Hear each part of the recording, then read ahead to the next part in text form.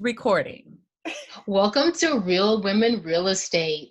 We have a special guest today. It is Dwayne Aikens, and we also have our regular ladies here. Can we get a shout out, ladies? Woo-hoo. I'm Woo! Kim. I'm Ebony. And I'm Courtney. And welcome to Real Women Real Estate. We want to first bring you today's quote before we introduce our guest. And the quote is, life's most persistent question is, what are you doing for others? By Martin Luther King Jr. And that quote is so important that I botched a little bit, but it's so important because we have someone on that has a life service to giving back, a life service of dedicating it to others, and is a co-founder of We Lead Ours. And we're going to talk about that and all the things that he's doing for the community and why this is so important right now as we're in the midst of a pandemic. So let's introduce Dwayne. Dwayne Aikens is a co-founder of We Lead Ours. It's a 501c, a nonprofit community-based organization. He serves as an Oakland Parks and Recreation Commissioner and retired board of directors for Keep Oakland Beautiful. He's also a life coach and a career development coach. Dwayne also has launched his first podcast, Time to Dig Deep, a mentoring and motivational podcast. And he's also a Xavier alumni, XU, and a proud Oakland native. Dwayne, thank you for being a part of the show today. Thanks for having me. Looking forward to this. Awesome. So we wanted to kind of have you on here and kind of jump into mindset. Our first episode, or our second episode rather, really touched on mindset, money mindset, having a growth mindset versus a fixed mindset. And as we kind of enter this space of the pandemic and just racial tensions that have really always been prevalent, I wanted to bring you on and kind of talk about that and what are some of the things that you're experiencing. But before we dive in, let's talk about the entrepreneurship, Dwayne. Let's talk about that space. What inspired you to start your own nonprofit organization with just $50 and no federal funds? I was actually working in the education space, and right after Katrina hit, I moved back to Oakland, and I wasn't going to stay here in Oakland. I was going to go back to New Orleans, but I went to the Red Cross to get support, and I ended up jumping into education spaces and ended up getting a job offer to teach physical education. And the unique thing about that, the school where I taught physical education at, it was majority Asian and Latinos and a sprinkle of Black kids there. A lot of the Black males were getting in a lot of trouble. And the principal came up to me and was like, I need your help. And I was like, well, how about this? Give me a group of 14 young men, 7 knuckleheads, and seven youngsters that's doing awesome. And so she gave me the group of 7. We started a group called MAPS, Men at Power Strategically. Through doing that work, I was like, the school system is missing so much. And I didn't see myself standing in front of a class proctoring. And so I was like, I know I don't want to be an educator. Well, I am an educator, but I know I don't want to be a teacher. And I know I don't want to be a psychologist or a social worker. But I was like, I do want to start my own business. And so instead of just jumping in out there and doing a business, I bounced around different nonprofits. And in 2007, I decided to go back and get my MBA. So I enrolled in the University of Phoenix to get my MBA because I wanted to make sure that if I started a business that I wouldn't crash it. And I'm not Donald Trump. I wasn't born with a silver spoon, so I don't get to go bankrupt and crash and burn business and start over.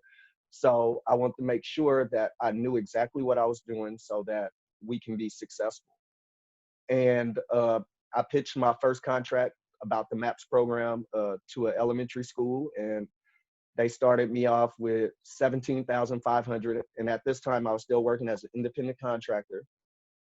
At the beginning of 2010, my business partner, Lamont Robinson, Treston George, we met at this club downtown Lucas.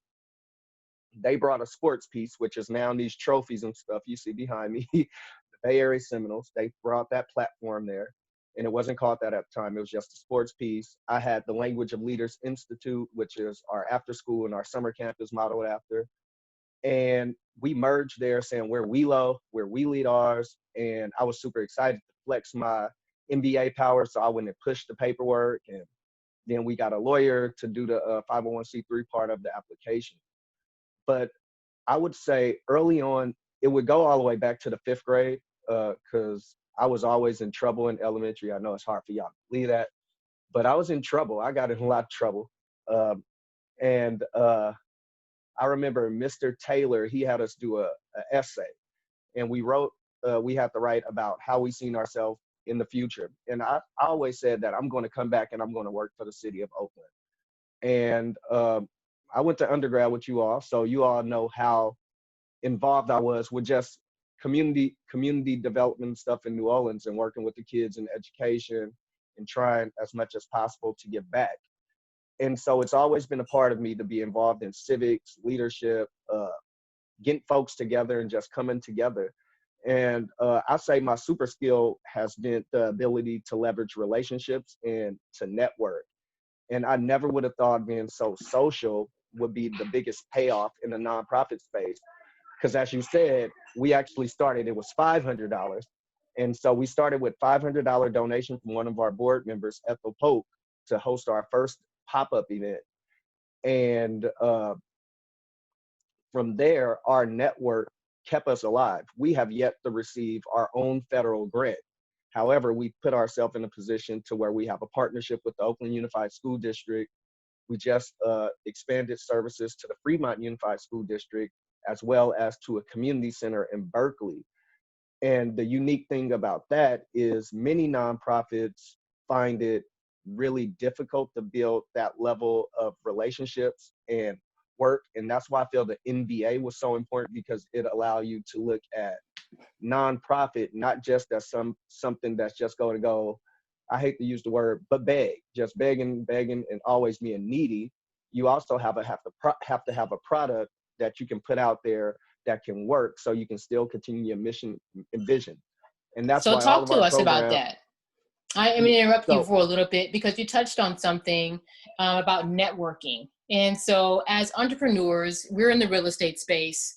We market ourselves just the same as any other entrepreneur would. You know, we want to get ourselves out there. We want to be our most authentic selves in order to build our brand and build our business. And I know this is something that you do. Can you talk to us about, it's a skill, like you said superpower. Can you talk to us about networking and how you're able to build a business just based on your network? So it really started because also after I finished the MBA program in 2009, I also enrolled in my doctorate program, Leadership Development Curriculum Instruction. And my early research was all about education, career exploration programs. And this was before people were really saying, oh, we got to connect kids into career spaces. And so we hosted our second summer camp in 2010, because I did one in 2009, but the one in 2010, I reached out to members of my fraternity that was working for Google.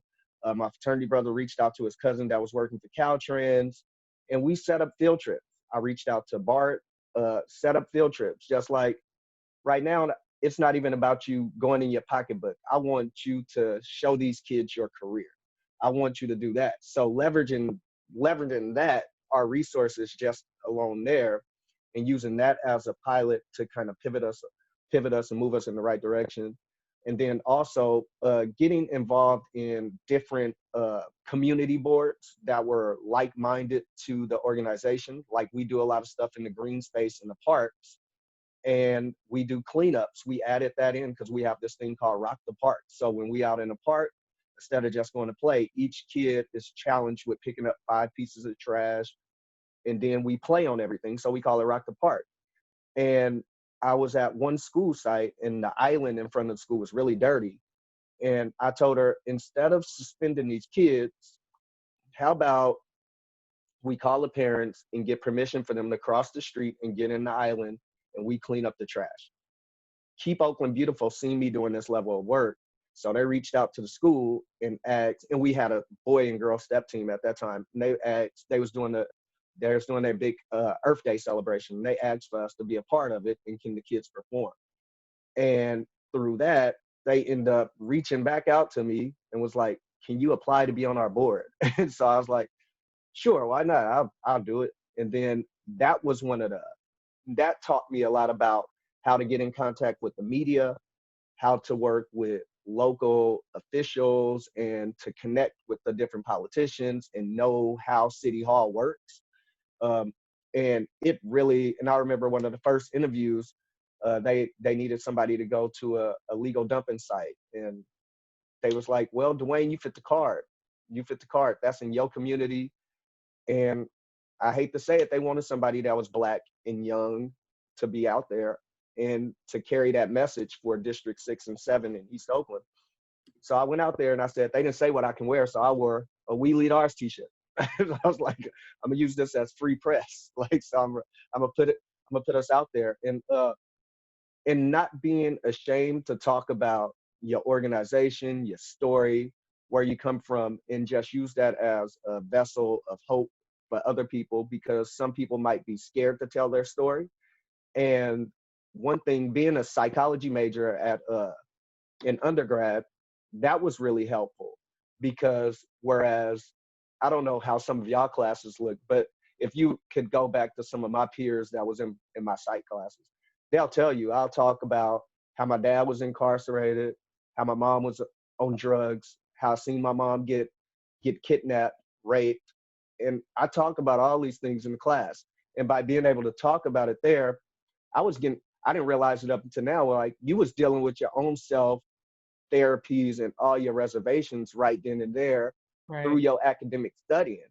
And so as individuals, sometimes we tend to get stuck in a space and not feel like we can do something. And I had to tell a young mentee today that I was like, you can't say that this is Black comedy and this white comedy. We've been conditioned to think about things as white and Black. Comedy resonates to your upbringing, to where you come from, and stuff like that. And so we have to, especially people that are African American, we have to get that out of our head, saying that, oh, Blacks can't read, Blacks not supposed to be smart, Blacks not supposed to be engineers and doctors and all this stuff. We've been kind of like preconditioned to believe that we can't break down some of those ceilings. And so until we start really working on ourselves and getting over that, we won't achieve our goals. But I just like to believe that if I can see it, if I can dream about it, then it can happen. I feel like I'm getting closer and closer to some of those things that I actually want to do for myself. Dwayne, you are spot on. And number one, just kudos to everything you just said, but even more so on the mindset of overcoming the conditioning that we have here as minorities in America. From a real estate tip, if you're a real estate entrepreneur, like that's step one. That's what we talked about in our beginning of our shows. Like before you could do anything, impact any kind of change around you, you have to work on what's inside in your thought pattern and how you see yourself. And I love the fact that you're starting with the youth, because so many times young people, especially young Black men, are told who they are before they get to discover who they are. So kudos to you for being on the front line and making an impact in that. And thank you. You guys inspired me. That Credit 101 episode, I was like, wait, I can get that house. I You was listening to it. I was absolutely like, okay. I was like, I'm going to get that house. I was like, I'm going to get that house. And I told somebody else, I was like, y'all need to go and listen to that podcast, because they was talking to me about how they could afford the house and how they student loan stuff. And I was like, no, you need to listen to that episode. I'll send it to them. awesome. Thank you for sharing. Yeah. So we know there's a current hot political climate right now. Social justice is on the front lines, and you in your organization are on the front lines as well. Can you talk to us a little bit about how you're organizing protests in your community? And then also, what advice do you have to people who may not feel comfortable, or protesting is not their thing? What are other ways they can get involved to make a difference? So that's a loaded question. So I'm doing several things. So I'm learning how to work. We call it in the organizing space, hats on, hats off. So I'm a park commissioner, And so that's a part of shaping policy and figuring out regulations around the parks. And one thing that just happened, we had nooses found hanging around Lake Merritt. What was that? Yesterday they did a press conference on it. Wait, let's be clear, it, because people are saying all of that is, oh, so-and-so is committing suicide. We are not hanging ourselves from trees. Let's just. Right. Right. So that's not it. I don't believe. Right. And so we found, and so learning how to hold that space and be there when I'm there, then learning how to be on the board of directors for Oakland Parks and Foundation, and then where it's very diverse and still allowing other people to have opinions, and but also knowing how to use your voice without scaring somebody to participate in supporting the collective. One place where I think individuals that don't want to do protest or be out there like that, a place that they can definitely start is writing their leaders in their communities and telling them, these are my expectations. A lot of people forget that the politicians actually work for the taxpayers, and so we have to hold them accountable. We started a group back when Houston got hit really hard by the hurricane. So we started a group. We raised a good amount of money for you guys. We sent it I think to United Way or something like that. One of the ones that was in the South Side. But we started this group here. It's the Bay Area Black Collective. So a group of professionals from all different fraternities, sororities, community groups. And we just brought that back I put out a challenge last week, I think, or 2 weeks ago, asking for support and buy-in to draft policy to change policing, multicultural, and education act, stuff like that. And we're starting in that space behind the scenes where we're working there. A protest that I was a part of, and it was more so a brotherhood meetup. So it's the huddle. So a group of Black males got together and we just talked about really how we were feeling. I did a protest. I spoke at a protest last week. I wasn't the organizer, but I spoke at it, and I called on us to hold all of these people we see showing up for us. We need to hold them accountable. I also said that we need to make sure that we don't just let Congress and the Senate put a temporary Band-Aid on this, that we need to make sure that these policies stay intact and that they last when we have grandkids and stuff, and they have grandkids. Like, we need to make sure that we're actually getting a phase plan approach policy throughout this all. And the other space, I was on a phone today with one of Huey P. Newton nephews and one of my friends from high school. We were on a call because my friend from high school, they want to do an actual protest. And my thing about protest is I'm all for the movement and the energy, but I feel like right now we're in a space where we need call of actions at those protests. When we get that body of people together, we need them moving a certain way. We need them walking a certain way. We need them to carry on dialogue, because so many times we have the protest and then we don't have no follow through afterwards. And I think it comes down from a lot of our national organizations. They are not, their leaders are not organizing strong enough and telling the community folks, this is what we're going to do. This is going to be our action. This is going to be our movement. And the other thing is, I'm calling on folks that look like all of us to reach out to our friends, our family members that we still know out there in the lifestyles and doing what they need to do. And we need to call them back into the house. We need to call them back in the house, and we need to let them know that we need them to change right now, because we need them to be strong for the house. Because especially Black males, if we're not collectively operating and moving together, we make it easier for the George Floyds and all these other things to happen. We need to be on one accord. Amen. And that means we need to stop killing each other.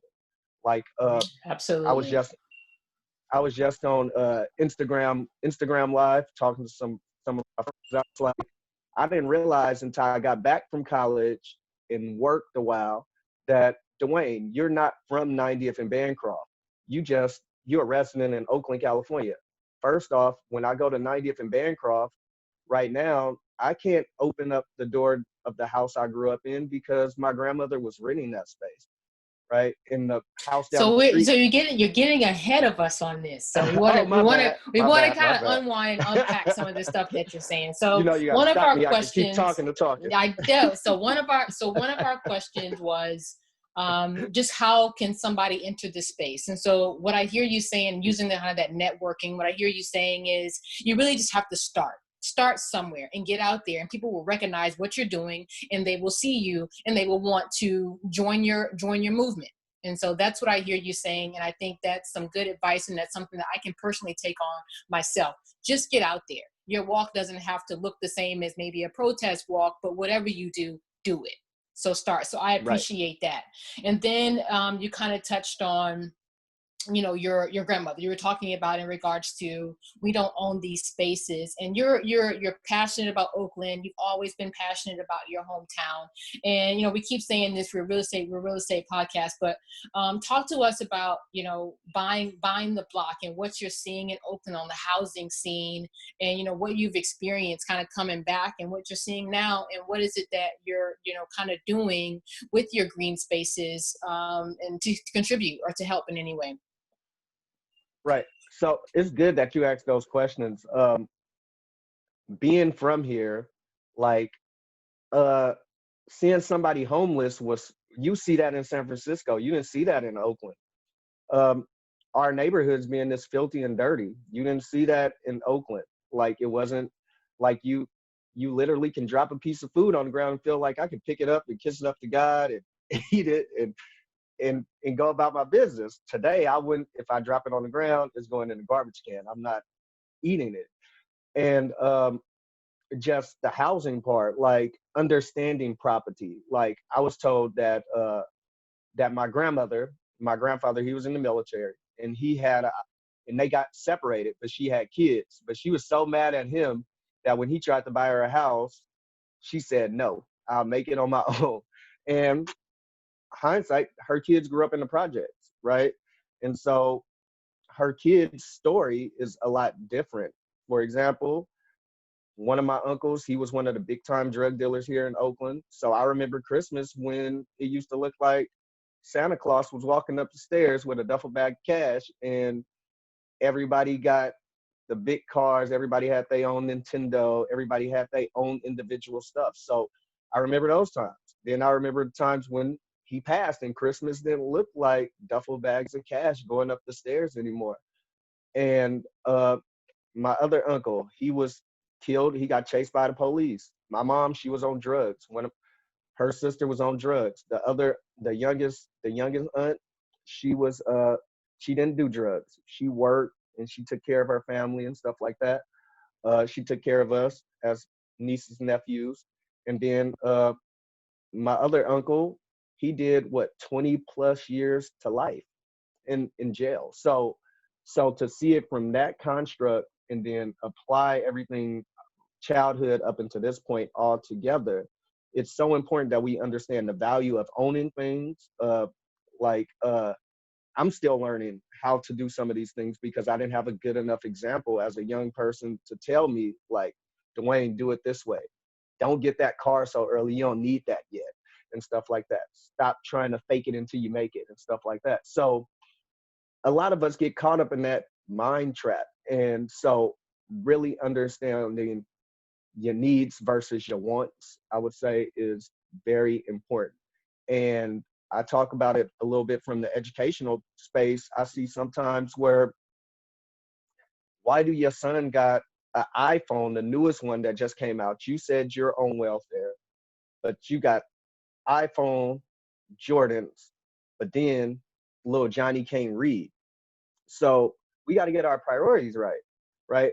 I'd rather invest the shoe money on Johnny to have a tutor versus not even knowing how to open up their iPhone and use it as an academic device to help them propel forward because they don't really understand English and grammar. So we have to get our priorities in check and stop feeling like we got to chase the Joneses. That is a good segue, I think. into kind of what we talked about in previous episodes. A lot of these things, you mentioned credit. We didn't know things about business. We didn't know things about like business credit, for example, you know, getting your DUNS number once you have your LLC and progressing and being a legitimate business. These aren't things that historically were taught. So we don't know these things, right? And so you're not unique in that way. And so that's what we started this podcast, so that we could educate people and talk about that. So I want to just say I appreciate you being your candid and most authentic self with us today, and kind of touching back on that, kind of reaching that, and how you developed that mindset.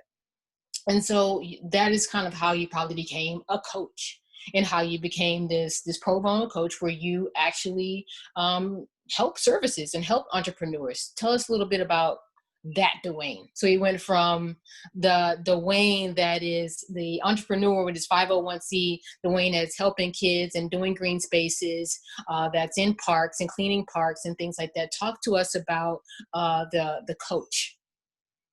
So the coach really came in because what I wanted to do when I first was going after the MBA program, I did not want to go into the nonprofit space originally, because I was like, I don't want to deal with that, the grants and all of that paperwork. I do not want to deal with that. How about I give other folks my ideas? And so maybe I can be a business consultant. And midway through the program, things kind of changed. And I start really drafting out We Lead Ours, like indirectly. And now I feel like through experiences, running my nonprofit for 10 years successful, without any grant money, well, without any RFP, federal grant style money, or state grant money, that's a testament of itself. So that looks like, oh, we need to hear from you now, because you're doing something that many nonprofits don't know how to do. Being on the board of directors for different organizations, serving in a leadership role as commissioner, being recognized from the university, being recognized by the Golden State Warriors, helping bring back the Bay Area Urban League young professionals. I feel like I have these talking pieces that can speak to developing systems to support other people that's either trying to do something that I've done, et cetera. And I feel like everybody should be working together, helping each other win. I see, because when we first started, by us being so youthful in the space and being young African-American males, we had two things to happen. Folks that look like us, they would either say we're their direct threat, or either some folks that don't really understand that your business needs to look like the neighborhood that it serves. However, the energy is still Wait. my family. Say that part again. Bring it back. So your business needs to look like the community it serves. And what I mean is like I just gotta say it, but everything shouldn't be named after you. Like like it shouldn't be like, at first, when I first started doing my summer camps, just pro bono pop-up summer camps, I was just like, this gonna be Uncle Dwayne's day camp. And I'm like, everything shouldn't be named after Dwayne, right? That's why the marketing pieces and all those things are important, right? And I felt like so many of our urban businesses were missing that understanding, and that's why they're not attracting some of the customers.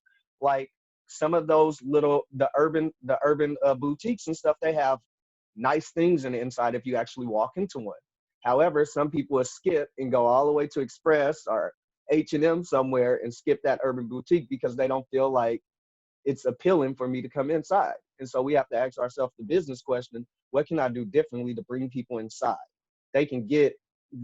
Once you come to We Lead Ours, you understand that you're going to get a leadership model from somebody that grew up being raised by a grandmother who had a 4th grade education, that mom was on drugs, dad was in and out of jail, put myself through college. So you're going to get that experience, you're going to get that feel throughout my leadership program. But anybody can come here and participate. All you got to do is be willing to participate. And I definitely want to hear from your cultural experiences, et cetera, so that I can continue to grow as a person.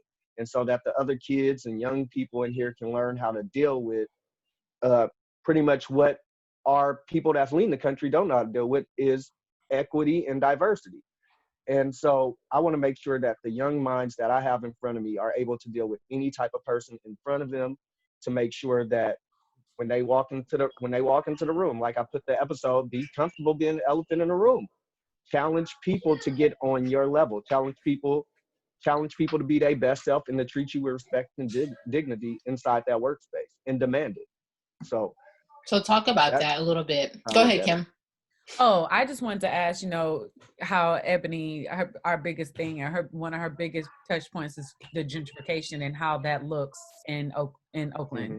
and what's that looking like, and how is that affecting the community there? And since you're there doing everything, what is that looking like? It's twofold. It's really affecting the community. Like I said, when I go to the home block that I grew up on, I recognize 1, 2, 3, 4 houses from the people that I remember on the block are still there. Everybody else is different. And so, like I said, on Thanksgiving, you used to just walk and knock on one of your friends' doors, like, Happy Thanksgiving, when you was home from college and stuff. The first apartment I moved into back in 2006 was $675. And I was like, in California? Yeah, this was in 2006. Wow. It was an apartment in 2006 in East Oakland. It was $675. Maybe 3 years ago, I was like, that apartment wasn't too bad. Let me see if it's back open. I'll move back in there. That same apartment was going for like, what was it? I think at the time, like $1,700. And that's in the hood. So I was like, whoa, that was a big change. I was like, you should have kept that apartment.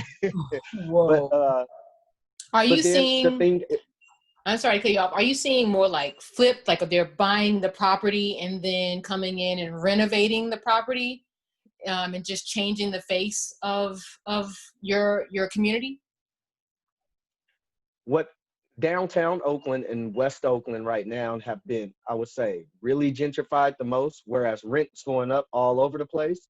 But you do have outside people like corporate entities coming in, buying up the spaces, charging these lofty amounts. And the problem is, it's great. People from Oakland want to see it look nice, right? But they want to be able to participate, right? And I think so many people may not know how to participate because they didn't go and join a whole bunch of organizations and stuff like I did, or have the desire to do their own business, or understand how to evolve in a space that is more so tech, but you're not tech.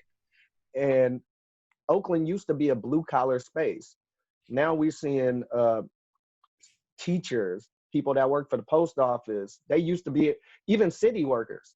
They can't even afford to stay here. One of my friends worked for the city, higher up level, and they was telling me how they happy their apartment is in rent control and that they can't even afford to move out of their apartment right now. So it's twofold. It's really twofold. It's really sad. And then to see people just living in like the public spaces it's difficult for me, because I want all of our parks to be like really clean and fun, family oriented and safe. But some of them, you got to skip that part. And some of the city workers can't even go in there to clean it up because might be having mental health issues. Oakland has some deep rooted issues like the drugs coming into our communities. Then you got kids, that the 80s babies raising ourselves, and those of us that didn't get out are either they got stuck in the mindset, or either they got stuck in the space. And those kind of like two different things. Like stuck in the mindset is falling into the notion that because you from Oakland, you hood, you ghetto, you ratchet, and this is how you're supposed to act. And then stuck in the space is you see everything going around and you working to get by. And then those folks that were set up to succeed, that are doing stuff outside of Oakland and not even coming into here. And then you have the few sprinkles of me that's still here, just still fighting. Like, we got to get everybody on board, and we got to build up the kids so that they can be prepared to compete. And we gotta game them up to know how to. I love the fact that y'all talking about educate the young people on how to invest and how to get involved and how to speak with their parents about, like, hey, you can't use my social security card. Like, we need to have those real levels of conversation. So That's I know, amazing. I said that. I said that. And, you know, we're laughing, but that happened. It does. It does. And It does. you're talking about Oakland, you know, it makes me think about the Black Panthers and how that was their mission, was the community. It started with the community. It started with making sure the kids were fed, taken care of, and had knowledge. And then you have the government coming in with, you know, programs like COINTELPRO, which really decimated. It really decimated. And like, I'm only 34, but, you know, I studied that, and to see the effects all this time, it's really saddening, and it's heavy, and it's really, really heartbreaking to see, like, that's how that community has turned out. So hopefully, I'm sorry, you go see ahead. it broken. You see it, you totally see it broken. Like, you can see, like, I tell everybody, Oakland is, you got every income here, you got every ethnicity here.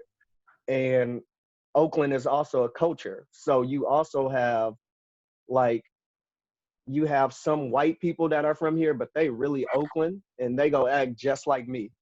And then you have some white folks that are from here, and some Black people from here that didn't grow up in the flats like we did, and they go act a whole different type of total way because of relatability and understanding.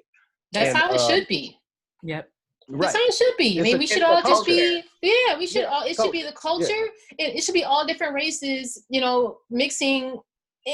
We shouldn't even be talking race, you know, we should be talking about the culture of your particular town, city, and however that may be. And that's exactly what we just talked about on this last episode, right? There shouldn't be one pot just saying, this is my stake in the ground and we can't mix.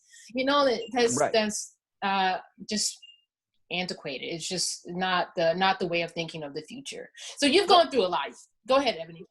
No, I was just going to say, we have this rising tide, like Kim was talking about, buy back the block, and how we're seeing that be successful is people really embracing group economics, and really, like, you're looking at people using private funding, crowdfunding, creative financing to go in and buy these buildings so that they can create affordable housing. And so it's not so much pressure on the local housing market, right? You're not trying to figure out how to pay $1,700 rent, because now they're creating affordable housing for you. So hopefully, you know, there's more of that going on. And I've heard a lot of stories about more so, like, from people, how they feel like, especially through, because they say that these are market rate apartments, but actually understanding what market rate looks like and how, like, you can be making $2,200 a month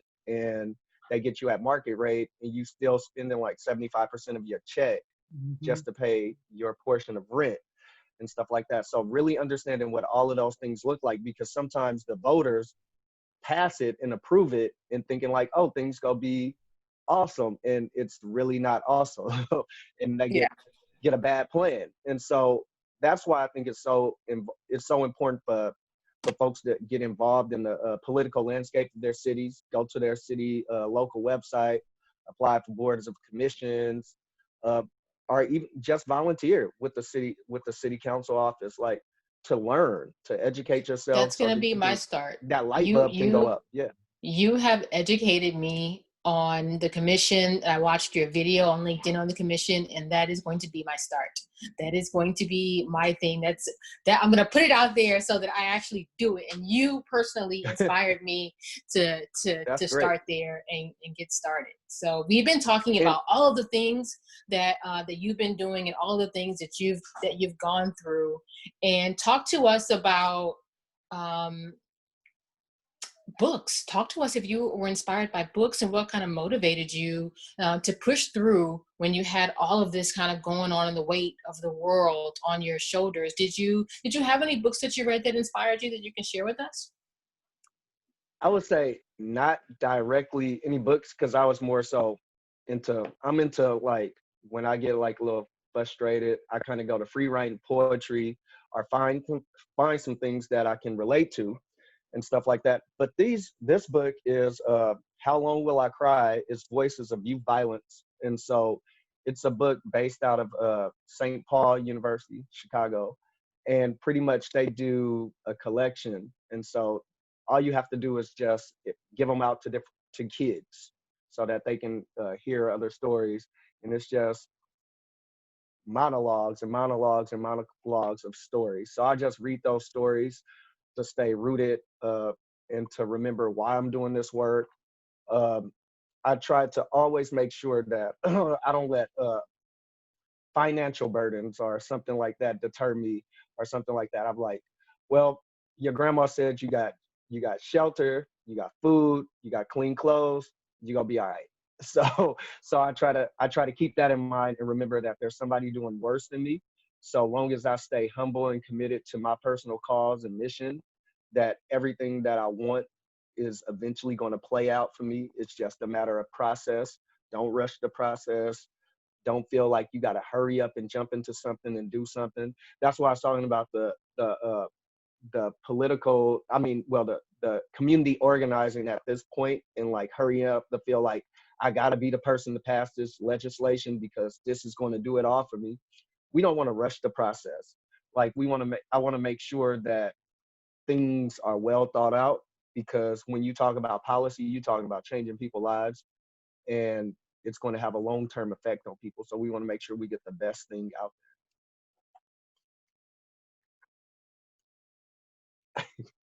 So sorry, we're all on mute, ladies. No, I just realized I was muted too. Yeah, we're just letting you talk. Zoom. It gets crazy. The backgrounds get crazy. We want to make sure you have a clear space.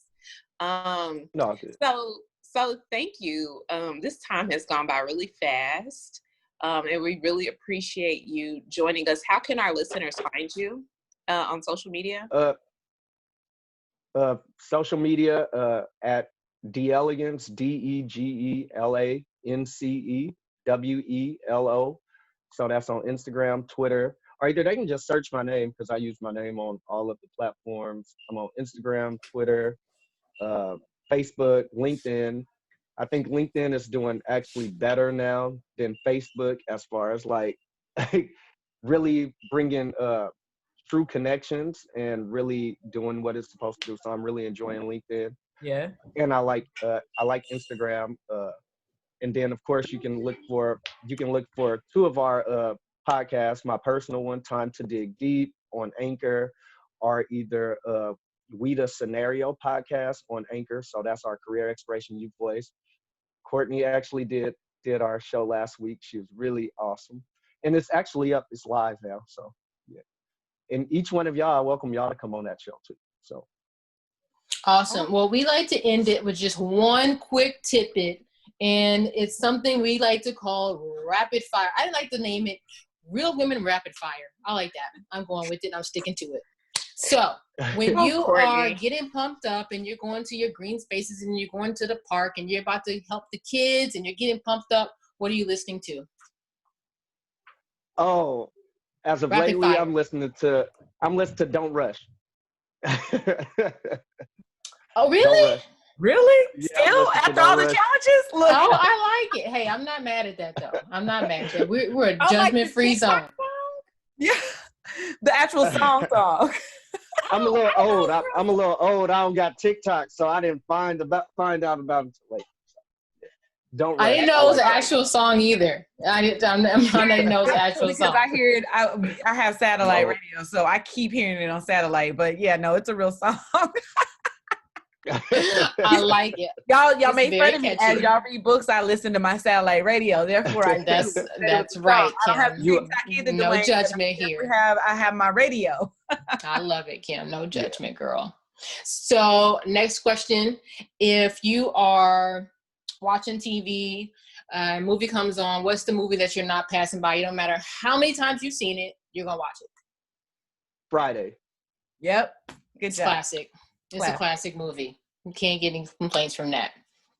Final rapid fire is bucket list. When this whole COVID thing is over, when just something you've always wanted to do, that's what you're doing. Jamaica. I That's like not a bad it. idea. I like it. That's a good I answer. like it. That is a great answer. I've actually, that's a goal of mine I liked it. to get there. Yeah, to get there. So You that said is you got to go dope. back. Gotta go back. I went I for a love it. bachelorette, so I need to go back. Jasper. There's so many parts. There's so Yeah. many different parts and things that you can go to, and different people gravitate to different sides. Exactly. My ultimate goal is just to retire on the beach. So if that's what That's a success bucket looks like list. to me, being able to retire on the beach. That's a bucket list. We're gonna change it to that. That's a bucket list. I definitely have that bucket list as well.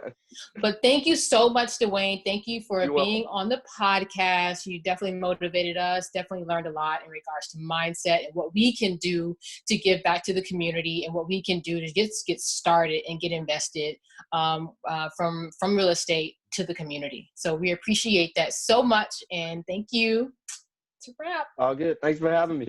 Bye. See y'all later. Bye, Dwayne. Alrighty. All right.